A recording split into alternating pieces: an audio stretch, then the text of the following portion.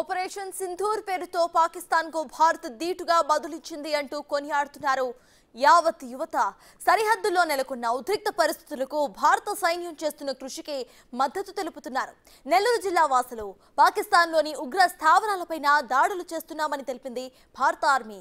ఇక పాక్ చేస్తున్న అసత్య ప్రచారాలను నమ్మొద్దంటున్నారు. మరింత సమాచారాన్ని మా ప్రతినిధి సురేంద్ర అందిస్తారు. సరిహద్దుల్లో ఉద్రిక్త పరిస్థితులు నెలకొన్నాయి. భారత్పై పాక్ దాడులకు తెగబడుతోంది. భారత్ కూడా ఇటు పాకిస్తాన్ చేస్తున్నటువంటి దాడులను కూడా తిప్పికొడుతూ ఉంది. అయితే ఈ పరిస్థితుల్లో ఇక్కడ ఉన్నటువంటి సరిహద్దుల్లో ఉద్రిక్త పరిస్థితులు నెలకొన్నటువంటి నేపథ్యంలో ఇటు భారతదేశ ప్రజలు సైన్యానికి ఎలాంటి నైతిక మద్దతు ఇస్తున్నారంటటువంటి అంశం పైన మనతో మాట్లాడడానికి కొంతమంది యూత్ మనతో పాటు ఉన్నారు. వారిని అడిగి మరిన్ని విషయాలు తెలుసుకుందాం. సార్ చెప్పండి, ఈ యొక్క జరుగుతున్నటువంటి దాడులు మరోపక్క మన దేశ సైన్యం కూడా తిప్పికొడతా ఉంది. వాళ్ళు కూడా పాకిస్తాన్ వారు కూడా ఇటు కాలు దూవుతున్నటువంటి పరిస్థితి ఉంది. ఈ నేపథ్యంలో భారతదేశ సైన్యానికి ఎలాంటి నైతిక మద్దతు ఇస్తారు? ఈరోజు భారతదేశం పైన, భారతదేశంలో ఉన్నటువంటి అమాయక పర్యాటకుల పైన మతం అడిగి మరీ దాడి చేయడం అనేది ఉగ్రవాదులు చేసినటువంటి అతిపెద్ద తప్పు. అయితే దానికి ధీటుగా, దానికి బదులిచ్చేదానికిగా ఈరోజు కేవలం ఉగ్రవాద శిబిరాల మీద మాత్రమే భారత సైన్యం ఇప్పటివరకు దాడి చేసింది. భారతదేశం పాకిస్తాన్ సైన్యం మీద కానీ, పాకిస్తాన్ ప్రజల మీద కానీ ఇప్పటివరకు దాడి చేయలే. కానీ పాకిస్తాన్ మాత్రం పదే పదే కవ్వింపు చర్యలు చేపడుతూ ఈరోజు ఉగ్రవాద శిబిరాల మీద జరిగినటువంటి దాడిని దేశం మీద జరిగినటువంటి దాడిగా భావిస్తుంది. అంటే ఆ ఉగ్రవాదుల వెనక కూడా పాకిస్తానే ఉందన్నటువంటి విషయం తేటతెల్లం అవుతా ఉంది. నిన్న ఉగ్రవాదుల యొక్క అంత్యక్రియలు అధికారిక లాంఛనాలతో చేయడంలోనే పాకిస్తాన్ ఒక ఉగ్రవాద దేశం అనడంలో ప్రపంచానికి ఉన్నటువంటి సందేహాలు కూడా నిన్నటితో విడిపోయాయి. అయితే ఈరోజు భారతదేశంలో ఉన్నటువంటి నిన్న జైసల్మేర్ మీద కావచ్చు, అదేవిధంగా జమ్మూలో ఉన్నటువంటి విమానాశ్రయం మీద కావచ్చు, అనేక వాటి పైన దాడులకి ఈరోజు వారి యొక్క డ్రోన్ల ద్వారా ప్రయత్నించారు.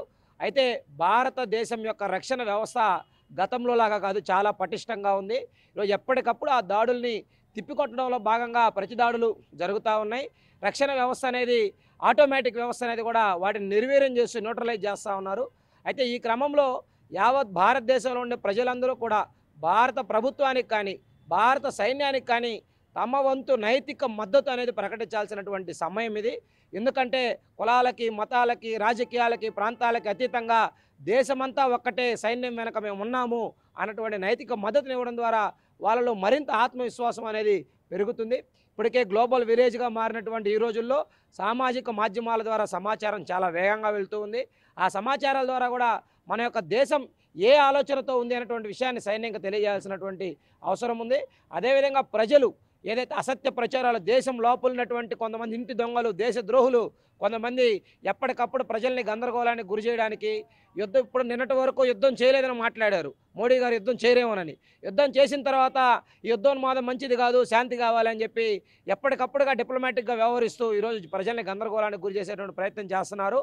మన జోలికి వచ్చినప్పుడు మనం ప్రతిదాడి చేయడం ఆత్మరక్షణ మాత్రమే అవుతుంది తప్ప ఎక్కడా కూడా ప్రతిదాడి మాత్రమే చేస్తున్నాం. కాబట్టి ఈ విషయాన్ని దృష్టిలో పెట్టుకొని ఈరోజు ఆత్మరక్షణ అనేది చాలా అవసరం. దేశ ప్రజలు ఇంత సేఫ్గా ఉన్నారు అంటే దానికి భారత సైన్యం ప్రాణాలకు తెగించి పోరాడుతుంది.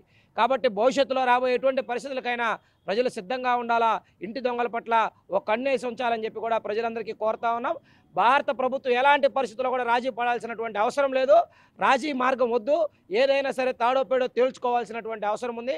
పాకిస్తాన్ అంతగా కోరుకుంటే యుద్ధమే కావాలంటే నేరుగా యుద్ధం చేయడానికి, ప్రపంచ పటంలో పాకిస్తాన్ని కనుమరుగు చేయడానికి కూడా భారత సైన్యం సిద్ధంగా ఉందని చెప్పి సందర్భంగా తెలియజేస్తా ఉన్నాం. ఈ భారతదేశంలో ఉన్నటువంటి ముందుగా ఈ సెక్యులర్ పేరుతో ముసుగులో ఉన్నటువంటి కొంతమంది మేధావులు మాట్లాడుతున్నటువంటి తీరును ఈరోజు మేము ఇవాళ భారతదేశ యువత అయితే ఎవరైతే ఉన్నారో మేమందరం కూడా వీళ్ళని వ్యతిరేకిస్తున్నాం. ఎందుకంటే ఈరోజు పాకిస్తాన్ యుద్ధం మొదలుపెట్టిందా, భారతదేశం యుద్ధం మొదలుపెట్టిందా అని చెప్పేసి ప్రపంచ దేశాలందరూ కూడా చూస్తున్నాయి. ఈరోజు కేవలం టూరిస్టులని చంపి ఈరోజు కేవలం కశ్మీర్ ప్రాంతంలోకి పర్యటనకి వెళ్ళినటువంటి పర్యాటకుల్ని చంపేసింది ఎవరు? అదే హిందుత్వం పేరుతో వాళ్ళని, అమాయకులైనటువంటి వాళ్ళని, నవవరుణ్ణి చంపేసినటువంటిది ఎవరు? పాకిస్తాన్ ఉగ్రవాదులు కదా. ఈరోజు అది మర్చిపోయేసి ఈరోజు యుద్ధం మొదలుపెట్టింది భారతదేశం అని చెప్పేసి పాకిస్తాన్ గగ్గోలు పెడుతుంది. ఇవాళ ఈ ఉన్నటువంటి ఈ దేశంలో ఉన్నటువంటి మేధావులని కుహానా మేధావులను అడుగుతున్నాం, అయ్యా ఇవాళ సోషల్ మీడియాలో మీ యొక్క పోస్టులు అనేక రకమైన ట్విట్టర్లో మీ పోస్టులు చూస్తుంటే ఆశ్చర్యం కలిగిస్తుంది. ఈ దేశంలో ఉంటూ ఈ దేశంలో కూడు తిని ఈ దేశంలో బట్టకట్టి ఈ దేశంలో నీరు తాగి పరదేశపు వంత పాడటం చాలా ఇప్పుడు ఉన్నటువంటి విపత్కర పరిస్థితుల్లో ఈ దేశం మీదకి కవ్వింపు చర్యలు పాల్పడింది పాకిస్తాన్ కాదా? ఈరోజు అమాయకమైనటువంటి ప్రాణాలను పాల్గొన్నటువంటి పాకిస్తాన్ని ఉగ్రవాదులను మనం ఊరికే వదిలేయాలన్నా? ఇవాళ యావత్ భారతదేశం నరేంద్ర మోడీ గారు అదేవిధంగా భారత ప్రభుత్వం వెనకాల నిలబడుతుంది. అవసరమైతే మీరు ఏ సాయం కోరినా యావత్ యువత అంతా కూడా భారతదేశ యువత కూడా మీ వెనక నడిచేదానికి మేము సిద్ధంగా ఉన్నాం. ప్రపంచ దేశాలన్నింటికి కూడా పాకిస్తాన్ ధీటుగా భారతదేశం చేస్తున్నటువంటి దాడులకి మద్దతు ఇస్తా ఉన్నటువంటి పరిస్థితి. ఇవాళ భారత సైన్యం గత 48 గంటలుగా చేస్తున్నటువంటి దాడులు ఏవైతే ఉన్నాయో ఆ దాడుల్లో ఇప్పటికే ఆర్థిక పరిస్థితి అతలాకుతలం అయిపోయినటువంటి పరిస్థితి పాకిస్తాన్. ఇప్పుడే మనకి న్యూస్ ఛానల్లో చూసినట్లయితే IMF ద్వారా ఇంటర్నేషనల్ ఏవైతే ఫండ్స్ ఇస్తాయో ప్రపంచ బ్యాంక్కి, దానికి ఇప్పుడు పాక్ ఒకటే భారతదేశం చేస్తున్నటువంటి దాడుల్లో మేము తీవ్రంగా ఆర్థికంగా నష్టపోయాం, మాకు ఎంతో కొంత సహాయం చేయండి అని చెప్పేసి వాళ్ళ IMF అనే సంస్థ ఏదైతే ఉందో దాన్ని అడగతానన్న పరిస్థితి. ప్రధానంగా పాకిస్తాన్ చేసినటువంటి ఈ దుశ్చర్య యావత్ దేశాలన్నీ కూడా ఖండిస్తూ ఉన్నాయి.